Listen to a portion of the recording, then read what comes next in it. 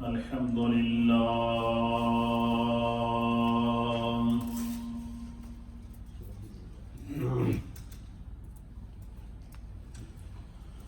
الحمد لله نحمده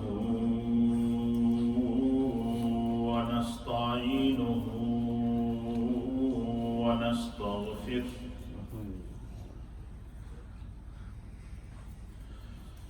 ونؤمن به ونتوكل عليه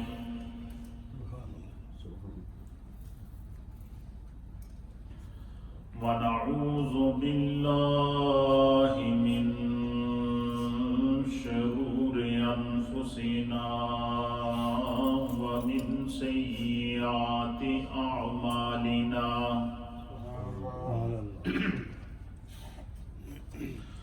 من يهده الله فلا مضل له ومن يضلله فلا هادي له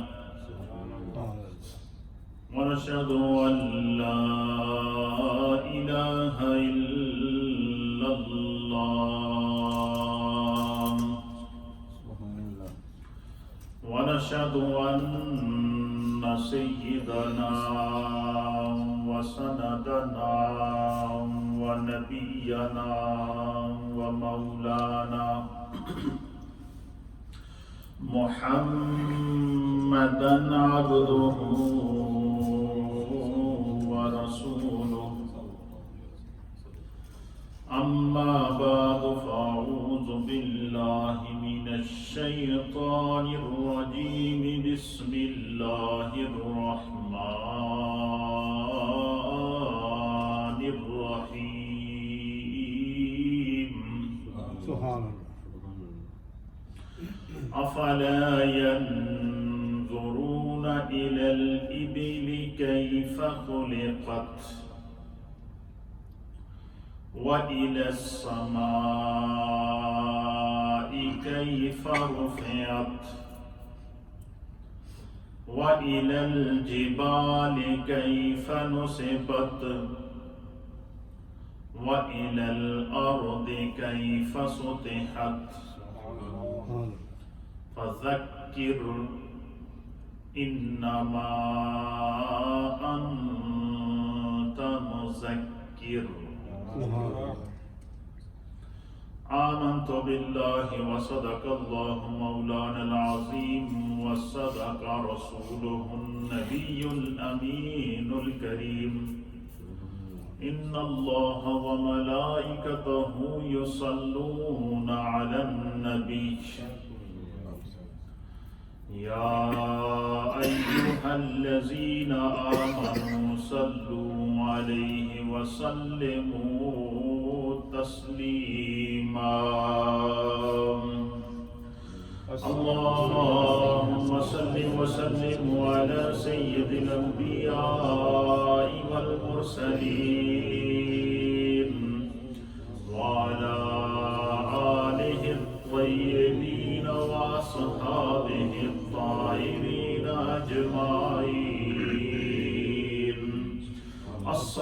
الصلاة والسلام عليك يا سيدي يا رسول الله وعلى آلك وأصحابك يا سيدي يا حبيب الله الصلاة والسلام عليك يا سيدي يا رسول الله وعلى آلك وأصحابك يا سيدي يا خاتم النبيين حمد و صلاة کے بعد اللہ رب العالمین کا لاکھ لاکھ شکر اور اس مولا کریم کا بڑا ہی احسان ہے کہ جس رب کریم نے ہم گناہگاروں کو شکل انسانی میں پیدا فرمایا اور ہمیں طرح طرح کے انعامات اور اکرامات سے نوازا، بالخصوص ہمیں ایمان کی دولت عطا فرمائی اور اپنے پیارے حبیب لبیب نبی رحمت خاتم النبیین جناب سید العالمین محمد الرسول اللہ صلی اللہ تعالی علیہ وآلہ وسلم کی امت میں پیدا فرمایا۔ حضرات محترم، گزشتہ 2-3 جمعوں سے آپ کی خدمت میں میرا ایک ٹاپک ہے جو اصلاح انسانی کے ٹاپک پر مشتمل ہے،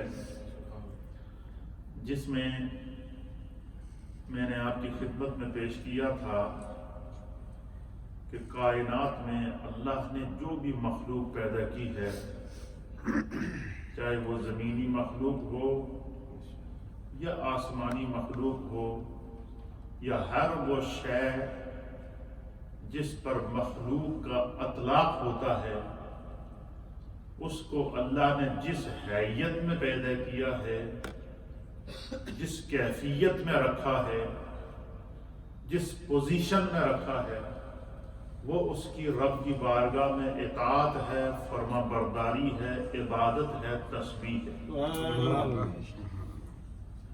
قرآن حکیم فرقان مجید کا جب ہم مطالعہ کرتے ہیں تو قرآن ایک وسیع علم کا سمندر ہے۔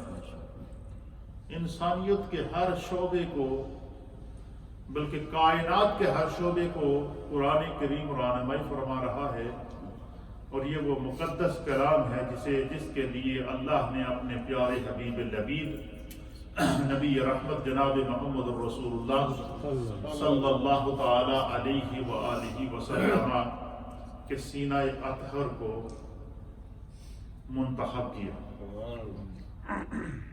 اللہ تعالیٰ قرآن میں مختلف مقامات پر اپنی تخلیق کا شاہکار بیان کرتا ہے۔ کیا انسان ذرا غور تو کر کے تیرے رب نے زمین کو کس طرح پیدا کیا، آسمانوں کو کس طرح پیدا کیا، اس نظام کائنات کو تیرا رب کس طرح چلا رہا ہے۔ وہ ذات جو ایک پتھر کے اندر بھی کیڑے کو رزق دے رہی ہے، وہ ذات جو خشک زمین سے پھلوں اور پودوں اور رزق کو پیدا کرتی ہے، وہ ذات جب زمین کو پیاس لگتی ہے تو آسمان سے بادل برساتا ہے، وہ ذات جس نے اس پورے نظام کائنات کو چلایا ہوا ہے، اور پھر اس پوری مخلوق میں سے اللہ فرماتا ہے کہ انسان تیرے رب نے تجھے حسین ترین صورت میں پیدا کیا، لیکن مخلوق کی ہر شے اس کی طرف متوجہ ہے، اس کی تسبیح کر رہی ہے، اس کی تحلیل کر رہی ہے۔ اے انسان، تجھے جو تیرے رب نے اشرف المخلوقات بنا کر بھیجا، تو اپنے اس انعام پر بجائے اس کی عبادت کرنے کے، اس کی بارگاہ میں شکر کرنے کے، اس ذات پر ایمان لانے کے، تو دنیا میں فساد کرتا پھر رہا ہے۔ دنیا میں تم نے اپنے دھندے کھولے ہوئے ہیں، دنیا میں تو اپنے طریقے سے ظلم کرتا پھر رہا ہے۔ تو قرآن کریم فرقان مجید قدم قدم پر انسانیت کی رہنمائی فرما رہا ہے۔ آج میں نے قرآن حکیم فرقان مجید کی جن آیات کا آپ کی خدمت میں پیش کرنے کا انتخاب کیا ہے، یہ قرآن کریم کی سورہ نمبر ہے 88۔ کتنے نمبر سورت ہے؟ 88 نمبر سورت ہے۔ سورت کا نام ہے سورۃ الغاشیہ۔ کیا نام ہے سورت کا؟ اور سورۃ الغاشیہ یہ قرآن کریم کا پارہ نمبر 30 ہے، 30ویں پارے کی ہے، اور 30ویں پارے کی سورۃ الغاشیہ کی آیت نمبر 17، آیت نمبر 18، آیت نمبر 19، اور آیت نمبر 20 اور آیت نمبر 21، یعنی 17 سے لے کر 21 تک تقریباً 5 آیات میں نے آپ کی خدمت میں تلاوت کی ہیں، جس میں اللہ رب العالمین ایک مرتبہ پھر ضمیر انسانی کو جھنجھوڑ رہا ہے۔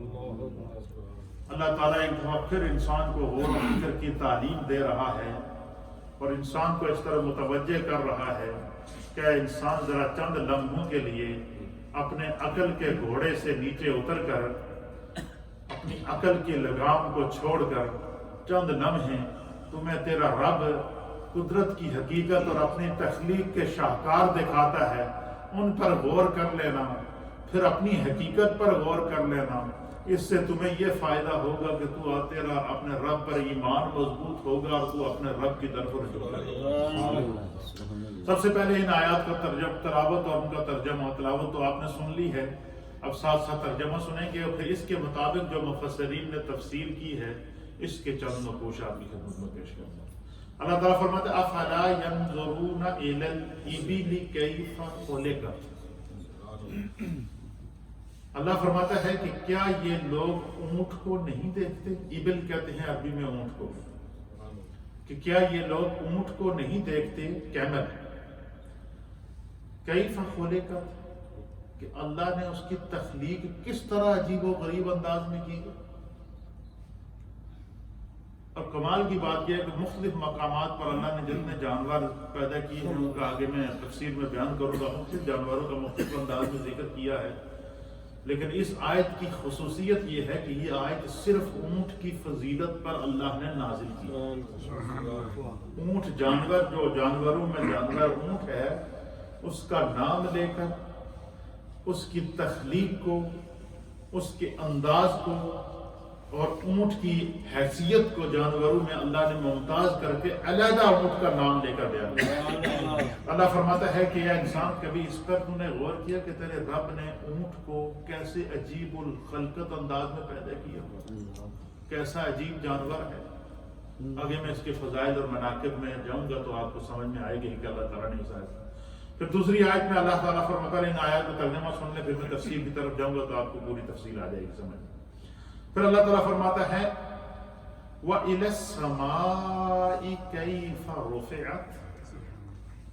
اے انسان کبھی تو آسمان کی طرف نظر اٹھا کر تو دیکھ، تو نے اس پر غور کیا ہے کہ یہ جو آسمان تمہارے سر کے اوپر اللہ نے جو نیلی چھت قائم کی ہے، کیف رفعت، کبھی تم نے دیکھا کہ تیرے رب نے اس کو کیسے بلند کیا ہوا؟ اس کا معنی کیا ہے کہ ہم اپنے اوپر آسمان تو دیکھتے ہیں، لیکن کیا کبھی کسی نے دیکھا کہ آسمان کتنے پلروں پر کھڑا ہے؟ یہ کس کا موبائل ہے؟ اس کو بند کریں۔ کیا کبھی کسی نے دیکھا ہے کہ آسمان تو ہم دیکھتے ہیں اوپر کھڑا ہے ہمارے سروں پر، لیکن آسمان کبھی بغیر ستونوں کے کھڑا ہے؟ کوئی اس کی دیوار نہیں بنی ہوئی ہے کہ دیواروں کے اوپر جیسے مکان بناتے ہیں دیواریں بنا کے اوپر چھت رکھ لیتے ہیں، ایسی کوئی چیز نہیں ہے۔ اور پھر کمال کی بات یہ ہے کہ ایسی اللہ تعالیٰ کی تخلیق کا یہ ایسا شاہکار ہے کہ کوئی بندہ، ہم دیواریں بناتے ہیں نا، دیکھیں ادھر سے دیوار ٹیڑھی، ادھر سے اندر گئی ہوئی ہے، ادھر سے باہر گئی ہوئی ہے، ادھر سے نیچی ہے، ادھر سے اونچی ہے، تو ایک انجینئر کو بلائے تو وہ اس میں سے نقص نکالے گا، دوسرے کو بلائے تو وہ اور نقص نکالے گا، تیسرے کو بلائے تو وہ اور نقص نکالے گا، لیکن ایک اس کائنات کے بنانے والا میرا رب ہے۔ اللہ فرماتا ہے وَإِلَى السَّمَاءِ كَيْفَ رُفِعَتْ۔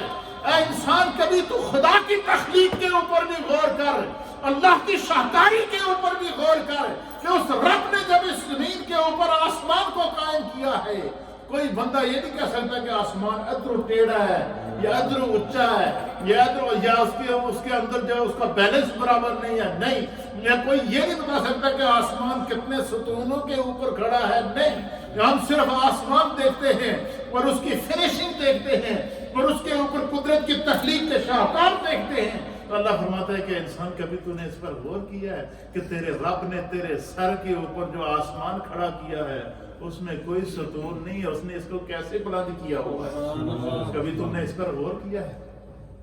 صرف یہی نہیں، پھر اللہ فرماتا ہے وَإِلَى الْأَرْضِ كَيْفَ سُطِحَتْ، بلکہ اللہ فرماتا وَإِلَى السَّمَاءِ كَيْفَ رُفِعَتْ۔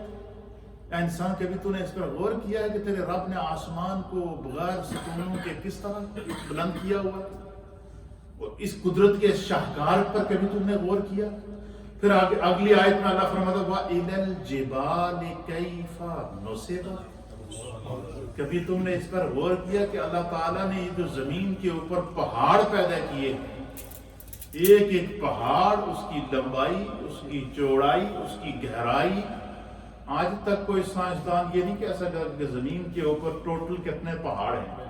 سائنس نے تو بہت ترقی کی ہے نا، لیکن کوئی سائنسدان یہ نہیں کہہ سکتا کہ اس وقت روئے زمین پر ٹوٹل کتنے پہاڑ ہیں۔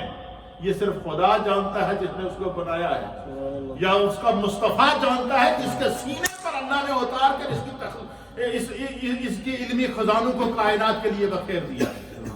اب یہ وہ زمینی اور آسمانی علم ہے، یہ وہ زمینی اور آسمانی سائنس ہے، یہ وہ زمینی اور آسمان کے اندر موجود قدرت کی تخلیق کے شاہکار کے خزانے ہیں، یہ وہ زمینوں اور آسمانوں کے اندر موجود حقائق اور دقائق ہیں جس کو صرف یا تو رب جانتا ہے یا اس کا مصطفیٰ جانتا ہے۔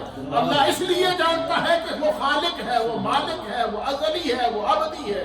وہ اذا اراد شیئا لہ کن، جب وہ کسی چیز کو بنانا چاہتا ہے تو کہتا ہے ہو جا فیکون، بس جس طرح وہ چاہتا ہے اس طرح وہ چیز عدم سے وجود میں آ جاتی ہے۔ یا تو پھر ان چیزوں کا علم، ان چیزوں کی حقیقت کون جانتا ہے؟ خود اللہ فرماتا ہے الرحمن علم القرآن، اللہ کا محبوب جانتا ہے جس کو رب نے خود قرآن پڑھایا ہے، جس کو رب نے خود قرآن کی تعلیم ارشاد فرمائی ہے، جس رب نے اپنے محبوب کو آسمانوں کا علم عطا فرمایا ہے، زمینوں کا علم عطا فرمایا ہے۔ انشاءاللہ اس کے اوپر میں آگے جاؤں گا، آپ کو بتاؤں گا کہ نبی پاک صلی اللہ علیہ وسلم نے زمینوں اور آسمانوں کی حقیقت کو کیسے بیان کیا، آپ سنیں گے آپ کے ایمان کے اندر اور تازگی آئے گی۔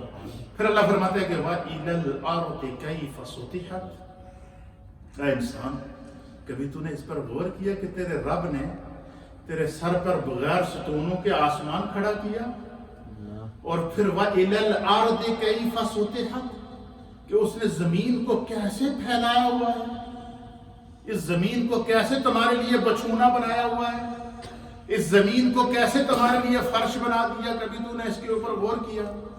یہ اللہ تعالیٰ اپنی تخلیق کی شاہکار کو بار بار بیان کر کے اس کے اوپر غور کرنے کی تعلیم۔ اب ان میں سے ہر ایک شے جن کو اللہ تعالیٰ نے الگ الگ بیان کر کے کہا کہ اس پر غور کرو، سب سے پہلے اللہ نے کیا فرمایا؟ وَإِلَى الْإِبِلِ كَيْفَ خُلِقَتْ، کیا انسان تو اونٹ پر غور کر کے اللہ نے اونٹ کو کیسے پیدا کیا۔ اب مفسرین اکرام نے اس آیت کی تفسیر کے اندر بڑی مزیدار اور بڑی ایمان افروز باتیں لکھی ہیں۔ اس سے پہلی جو آیتیں ہیں اس میں اللہ تعالیٰ قیامت کا ذکر کر رہا ہے، قیامت کے احوال کا ذکر کر رہا ہے، اور دیگر جو وہ اس کا ذکر کر رہا ہے، لیکن یہاں اس آیت کے اندر، آیت نمبر 17 کے اندر اللہ تعالیٰ سورۃ الغاشیہ کے کیا فرما رہا ہے؟ افلا ينظرون الى الابل كيف خلقت، کیا انسان تو اس پر غور نہیں کرتا کہ تیرے رب نے اونٹ کو کیسے پیدا کیا؟ تو اس کے بارے میں مفسرین نے لکھا ہے کہ اس کی وجہ کیا ہے۔ فرمایا کہ اونٹ کی تخلیق کا اللہ تعالیٰ نے جو خصوصیت کے ساتھ ذکر کیا، اس لیے کہ اللہ تعالیٰ نے جتنے بھی تمام جانور پیدا کیے ہیں، مختلف جانور پیدا کیے ہیں، ہر جانور کی اپنی خصوصیات ہیں، اپنی اس کے اندر کوالٹیز پائی جاتی ہیں، لیکن جانوروں میں اونٹ ایک ایسا جانور ہے کہ جس کے اندر جو خصوصیات پائی جاتی ہے وہ ان خصوصیات میں فخرا ہے۔ مثلا بعض جانور ہیں اللہ تعالیٰ نے مثلا گدھا پیدا کیا ہے، گدھا ہمارے کام آتا ہے، ہم اسے بوجھ لانے کے کام لاتے ہیں، اپنی ضرورت کے تحت اس کو جو وہ کام میں لاتے ہیں، لیکن گدھے کا گوشت ہم نہیں کھا سکتے، گدھی کا دودھ ہم نہیں پی سکتے، اس کے بعض اعضاء کو، اس کے گوشت کو، اس چیز کو مسلمان کے لیے حرام کر دیا گیا ہے، لیکن اس سے کام لانے کے لیے اللہ تعالیٰ نے تمہارے لیے سہولت میں پیدا کیا۔ آگے جا کے سورہ یاسین کی آیت نمبر 71 اور آیت نمبر 72 کے اندر اللہ تعالیٰ نے اس کا ذکر کیا ہے۔ اللہ فرماتا ہے اولم یروا انا خلقنا لهم مما عملت ایدینا انعام، اللہ سورہ یاسین کی آیت نمبر 71، اللہ فرماتا ہے کیا تم نہیں دیکھتے کہ ہم نے اپنے ہاتھوں سے جو مخلوق بنائی ہے ان میں سے ہم ان کے فائدے کے لیے ہم نے چوپائے پیدا کیے ہیں، جانور پیدا کیے ہیں۔ اللہ انسان کو کہتا ہے کہ انسان تو نے کبھی غور کیا ہے؟ کیا غور کیا ہے؟ اولم یروا انا خلقنا لهم، کیا انسان تو نے کبھی اس پر غور کیا کہ تمہارے رب نے لهم تمہارے لیے جو ہے وہ زمین کے اوپر کیا کیا ہے؟ انعام کہتے ہیں جانوروں کو، چوپایوں کو۔ اللہ نے تمہارے فائدے کے لیے زمین پر کیا کیے ہیں؟ اپنے ہاتھوں سے جانور پیدا کیے ہیں، فہم لہا مالکون، اور اللہ نے ان جانوروں کا تمہیں مالک بنا دیا۔ ان کو اختیار، اللہ نے تمہیں اختیار دیا ہے، تم ان جانوروں سے کام لے سکتے ہو، فائدہ لے سکتے ہو. ان جانوروں کو اللہ نے تمہارے تابع کر دیا ہے. فرمایا یہ خدا کا تم پر کتنا کرم ہے کہ جانور بھی تو اللہ کی مخلوق ہے، لیکن خدا کی مخلوق ہونے کے باوجود اللہ تعالیٰ کیا کر رہا ہے کہ کہتا ہے کہ انسان اس جانور کو میں نے تمہارے فائدے کے لیے پیدا کیا. اور انسان جانور سے کیا کیا فائدہ اٹھاتا ہے. اللہ فرماتا ہے وَظَلَّلْنَا لَهُمْ فَمِنْهَا رَكُوبُهُمْ.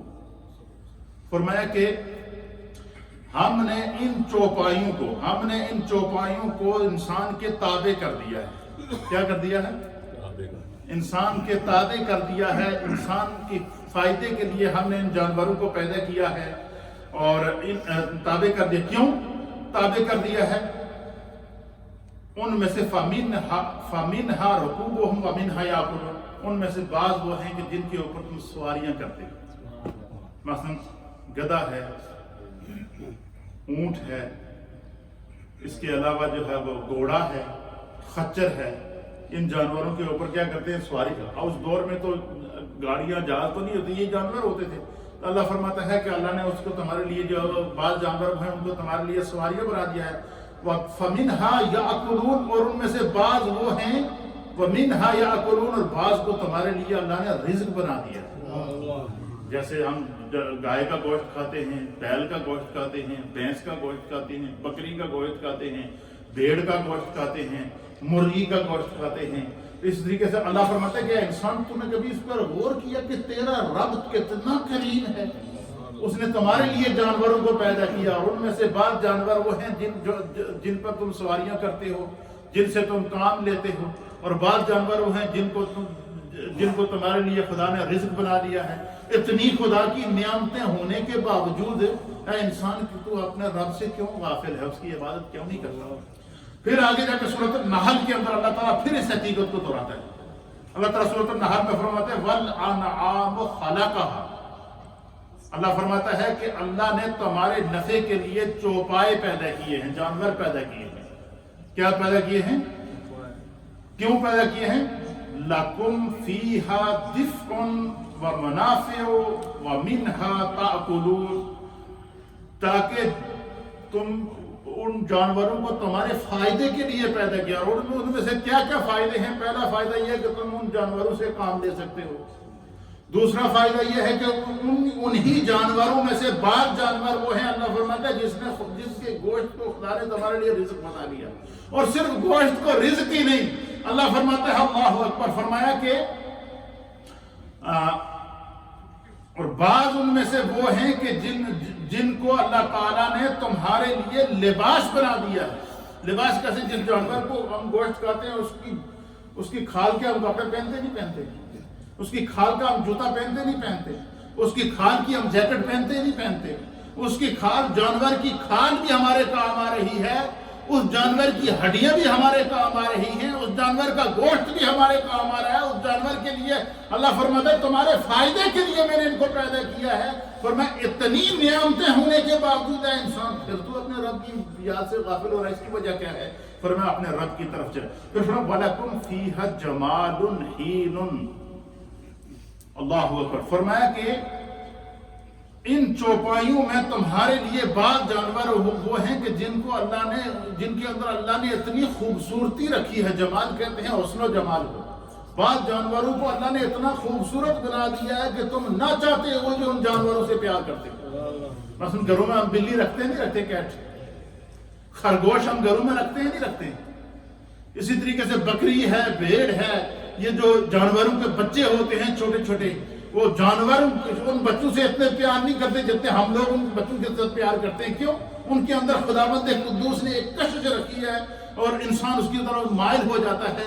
تو اللہ رب العالمین فرماتا ہے کہ انسان یہ ساری نعمتیں میں نے تمہارے لیے پیدا کی ہیں، لیکن اس کے باوجود اے انسان تو اپنے رب کی طرف جو ہے وہ رجوع نہیں کرتا. اب اس میں یہ سب کچھ بیان کرنے کے بعد مفسرین لکھتے ہیں کہ اس کی کیا وجہ ہے. باقی جانوروں کا تو اللہ تعالیٰ نے سورہ یاسین کی آیت نمبر 71 اور 72 کے اندر، اور اسی طرح سورۃ النحل کی آیت نمبر 5 اور 7 کے اندر، اور اسی طرح قرآن پاک کی مختلف صورتوں کے اندر، سورہ غاشیہ کے اندر مختلف اجتماعی طور پر جانوروں کا ذکر کر دیا. لیکن اس کی کیا وجہ ہے کہ اللہ تعالیٰ نے سورۃ الغاشیہ کی آیت نمبر 17 کے اندر اکیلے اونٹ کے بارے میں ذکر کیا. اونٹ کے بارے میں خصوصی طور پر خدا نے آیت نازل کر کے فرمایا فَلَا يَنْظُرُونَ إِلَى الْإِبِلِ كَيْفَ خُلِقَتْ. کیا تم اس پر غور نہیں کرتے کہ دیکھتے نہیں کہ تمہارے رب نے اونٹ کو کس طرح عجیب الخلقت پیدا کیا ہے؟ اس کی وجہ یہ ہے کہ مفسرین لکھتے ہیں کہ اس اونٹ کے اندر اللہ نے اتنی برکت رکھی ہے کہ یہ اونٹ وہ واحد جانور ہے کہ جس کو ہم وزن لادنے کے بھی کام لا سکتے ہیں. اونٹ وہ واحد جانور ہے کہ جو عرب کے ڈیزرٹ کے اندر، صحرا کے اندر جہاں پر چلنا مشکل ہوتا ہے، اس کو عرب کا جہاز کہتے ہیں، اس کو ڈیزرٹ کا جہاز کہتے ہیں اونٹ کو. کہ جو صحرا، جو ریت کے بڑے بڑے پہاڑ ہوتے ہیں، ان کے اندر اونٹ کے علاوہ کوئی جانور، کوئی گاڑی، کوئی چل نہیں سکتی. تو اونٹ اس کے اندر اس طرح چلتا ہے، بالکل جتنا تیز ریت ہوگا یا جتنا زیادہ ریت ہوگا اتنا اونٹ جلدی تیز چلتا ہے. تو اللہ فرماتا ہے کہ اس اونٹ کی جو اللہ تعالیٰ نے خصوصیت بیان فرمائی ہے، مفسرین لکھتے ہیں کہ یہ اونٹ سواری کے کام بھی آتا ہے. اس اونٹ کا گوشت بھی اللہ نے ہمارے لیے حلال کر دیا ہے. اس اونٹنی کا دودھ بھی اللہ نے ہمارے لیے حلال کر دیا ہے. اس اونٹ کے اندر اللہ نے وہ خصوصیات رکھی ہیں کہ یہ اگر ایک دفعہ چارہ کھا لے، مفسرین نے لکھا کہ اگر اسے ایک مہینے تک کوئی چارہ نہ ملے، پانی نہ ملے، دانہ نہ ملے، پھر بھی یہ اپنے اندر سٹور کر لیتا ہے، یہ چلتا رہتا ہے. اور پھر کیا کرتا ہے، جاتے جاتے جو ہے وہ صرف ایک کیا کرتا ہے، ایک سوکھی لکڑی، سوکھی ٹہنیاں، سوکھے درخت کو اس کے اوپر منہ مار کے وہ اپنا پیٹ بھر لیتا ہے. پھر اس کے اندر اللہ نے شرافت اتنی رکھی ہے کہ ایک چھوٹا سا بچہ جو ہے وہ اس ایک اونٹ کو پکڑ کے کہیں سے کہیں لے جا سکتا ہے. اس اونٹ کے اندر اللہ نے بڑی برکات رکھی ہے. اس لیے خداوند قدوس نے خصوصی طور پر اونٹ کے اندر، اونٹ کا جو ہے ذکر کرنے کے بعد اللہ تعالیٰ جو ہے وہ اپنی تخلیق کے مختلف شاہکار کو بیان کر رہا ہے. یہ ساری چیزیں بیان کرنے کا مقصد کیا ہے کہ انسان خدا کی تخلیق پر غور کر کہ جو اونٹوں کو پیدا کرتا ہے، جانوروں کو پیدا کرتا ہے، چوپائیوں کو پیدا کرتا ہے، وَإِلَى السَّمَاءِ كَيْفَ رُفِعَتْ، جس نے آسمانوں کو بغیر ستونوں کے کھڑا کیا ہوا ہے، وَإِلَى الْجِبَالِ كَيْفَ نُصِبَتْ، جس نے پہاڑوں کو جو ہے وہ اس زمین کے اوپر کیلے بنا کر اس کے اندر نصب کر دیا ہے زمین کے اوپر، وَإِلَى الْأَرْضِ كَيْفَ سُطِحَتْ، اور جس نے اس زمین کو تمہارے لیے بالکل بچھونا بنا دیا ہے اور اس زمین کو تمہارے لیے بچھا دیا ہے. فرمایا اس رب اور یہ ساری جتنی مخلوقات اللہ نے پیدا کی ہے، اللہ فرماتا ہے یسبح للہ ما فی السماوات و ما فی الارض. فرمایا کہ کائنات و ما فیہا کی ہر شے جو رب کریم نے پیدا کی ہے اس کو جو ہے وہ اللہ تعالیٰ نے جو ہے انسان وہ اللہ کی تسبیح کرتی ہے، اللہ کی عبادت کرتی ہے. تو فرمایا کہ ان الانسان لربہ لکنود، بے شک انسان اپنے رب کا بڑا ہی ناشکر ہے. سب کچھ پتا انہوں نے باوجود پھر بھی سستیاں کرتا ہے. اور اللہ تعالیٰ فرماتا ہے کہ لقد خلقنا الانسان فی احسن تقویم، کہ اللہ نے انسان کو جو ہے وہ بہترین اور حسین ترین صورت میں پیدا کیا. یہاں ان 5 آیات کے اندر اللہ تعالیٰ نے اپنی تخلیق، جانوروں کو پیدا کرنے کا منظر کو خود بیان کیا تاکہ انسان کا ایمان مضبوط ہو اور وہ شرک نہ کرے. پھر اللہ تعالیٰ جو آسمان کے پھر دوسری آیات کے اندر اللہ تعالیٰ نے جس طرح کہ میں نے پچھلے جمعے بیان کیا تھا، اللہ فرماتا ہے الشمس والقمر بحسبان، اللہ نے چاند اور سورج کو پیدا کیا ہے، وہ ایک حساب کے تحت اس کی عبادت کر رہے ہیں، اس کی گردش کر رہے ہیں، اس کے نظام کے تحت چل رہے ہیں. پھر اللہ فرماتا ہے کہ میں نے دن اور رات کو پیدا کیا. پھر اللہ فرماتا ہے کہ میں نے ابھی پہلے اللہ نے فرمایا کہ آسمان کو کیسے بچھایا، پھر اللہ نے آسمان کو کیسے بلند کیا، پھر اللہ نے فرمایا کہ اس کے اوپر پہاڑ کیسے نصب کیے، اس پر انسان غور کر. پھر اللہ فرماتا ہے کہ میں نے زمین کو تمہارے لیے کیسے بچھونا بنایا. پھر دوسری آیات کے اندر اب سورۃ الاعراف، یہ پارہ نمبر 8 ہے اور سورہ نمبر ہے 7 نمبر سورت ہے، اور سورۃ الاعراف کی آیت نمبر ہے 54. اس کے اندر اللہ تعالیٰ نے جو زمینوں اور آسمانوں کو پیدا کیا ہے اس کی حقیقت کو بیان کیا.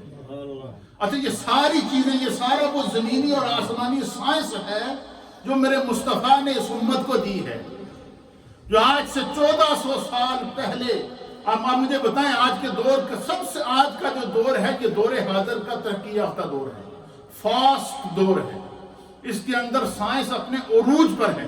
کوئی بندہ یہ نہیں کہہ سکتا کہ سائنس کسی کوئی چیز پوشیدہ ہے، لیکن آج کے دور میں بھی قرآن یہ چیلنج دے رہا ہے کہ کوئی سائنس یہ نہیں بتا سکتی کہ زمین کے ذروں کی تعداد کتنی ہے۔ کوئی پیمانہ آج تک کوئی مشین ایسی ایجاد نہیں ہو جو بتا سکے کہ زمین کے اوپر کتنے ذرے موجود ہیں۔ کوئی ایسا پیمانہ پیدا نہیں ہوا جو یہ بتا سکے کہ اس روئے زمین کے اوپر ایسٹ، ویسٹ، ساؤتھ اور نارتھ جو زمین کے حصے ہیں ان کے اوپر کتنے پہاڑ ہیں، کتنے پتھر ہیں۔ کوئی بندہ یہ نہیں بتا سکتا، ان کی تعداد نہیں بتا سکتا، یہ نہیں بتا سکتا۔ کیوں؟ یہ اس کی قدرت کا شاہکار ہے، اس کی شاہکاری کے اندر کوئی مداخلت نہیں کر سکتا۔ آپ ان کے اوپر ریسرچ کریں گے، پہاڑوں پر ریسرچ کریں گے تو خدا ہمارے علم میں اضافہ کرے گا۔ آپ آسمان کی طرف جائیں گے تو خدا ہمارے علم میں اضافہ کرے گا۔ اور انسان نے جب اس کی طرف غور و فکر کیا تو اللہ تعالیٰ نے اس کے اندر اتنی برکتیں پیدا کی کہ وہ انسان جو اونٹ پر سفر کرتا تھا آج گاڑی پر چل رہا ہے۔ یہ کیا ہے؟ یہ برکت ہے۔ کس کی برکت؟ ہے خدا نے انسان نے اللہ کی تخلیق پر غور کیا۔ جب انسان نے اللہ کی تخلیق پر غور کر کے اس نے اپنے رب کی طرف رجوع کیا تو اللہ نے اس میں برکت پیدا کر دی۔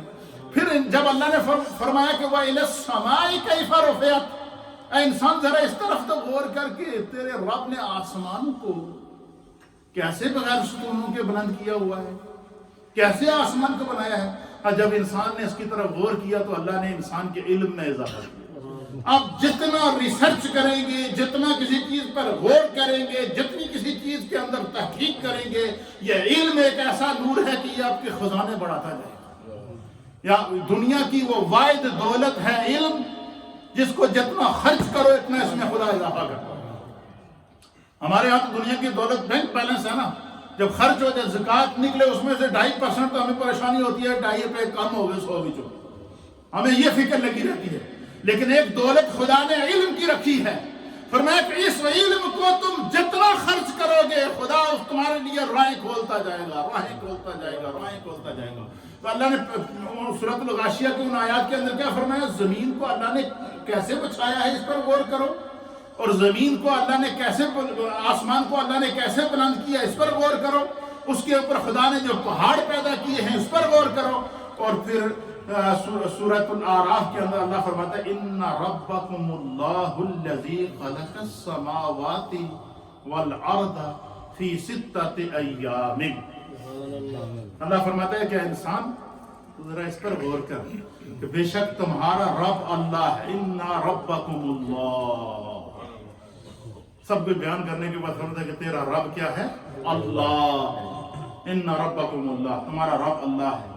الذی خلق السماوات والارض، وہ ذات جس نے 7 آسمانوں اور 7 زمینوں کو پیدا کیا، فی 6 ایام، 6 دنوں کے اندر۔ 7 زمینیں اور 7 آسمان اللہ نے کتنے دنوں میں پیدا کیے ہیں؟ 6 دنوں کے اندر۔ اب اس کے اوپر مفسرین نے بحث کیا جو بڑی ایمان افروز ہے کہ 6 دنوں کے اندر اللہ تعالیٰ نے زمینوں اور آسمانوں کو پیدا کیا۔ یہ خدا نے چونکہ ہر چیز کو اس کے سرکل کے تحت، اس کے سسٹم کے تحت، یہ جو دنیا ہے یہ دارالعمل ہے، یہ سٹرگل کا نام ہے، ریسرچ کا نام ہے، یہ غور و فکر کا نام ہے۔ اور اس دنیا کے اندر انسان اگر خدا کی قدرت پہ غور کرے گا اللہ تعالیٰ اس کے لیے راہیں کھول دے جائے گا، برکتیں پیدا کرتا جائے گا، اتنی برکتیں پیدا کرے گا، اتنی برکتیں پیدا کرے گا کہ اللہ ہمیں وہاں سے رزق عطا فرمائے گا جہاں ہمارے وہم و گمان میں بھی نہیں ہو۔ اب آپ اندازہ لگائیں کہ ہم میں سے جو لوگ ان علوم کے ماہر نہیں ہیں، تھوڑا سا غور و فکر کرنے کے بعد اگر خدا ہمارے لیے زمین کو مسخر کر رہا ہے، آسمان کو مسخر کر رہا ہے، ہواؤں کو مسخر کر رہا ہے، درختوں کو مسخر کر رہا ہے، چرند اور پرند کو مسخر کر رہا ہے، اپنی نعمتوں میں دن رات اضافہ کر رہا ہے، اس رب کی اس کے انعامات کا کون اندازہ لگا سکتا ہے؟ تو اس آیت میں اللہ تعالیٰ نے فرمایا کہ اللہ نے زمینوں اور آسمانوں کو 6 دنوں کے اندر پیدا کیا۔ زمین اور آسمان اور یہ جو اللہ نے مخلوق پیدا کی ہے، یہ ان 6 دنوں کے اندر کون کون سے دن، کون کون سی زمین پیدا ہوئی ہے، کون سے دنوں میں آسمان پیدا ہوئے ہیں، کون سے دنوں میں پہاڑ پیدا ہوئے ہیں، کس دن جو ہے وہ اللہ نے جو ہے وہ سمندروں کو پیدا کیا، کس دن اللہ تعالیٰ نے جو ہے وہ اس زمین کے اوپر اپنی دیگر مخلوق کو پیدا کیا، اس پر انشاءاللہ العزیز آئندہ جمعے میں گفتگو کروں گا۔ اللہ تعالیٰ سب کو جزائے خیر عطا فرمائے۔ ابھی اذان ہوگی اور اذان کے بعد پھر سنتیں ادا کی جائیں گی اور پھر اس کے بعد دوسری اذان اور پھر خطبہ۔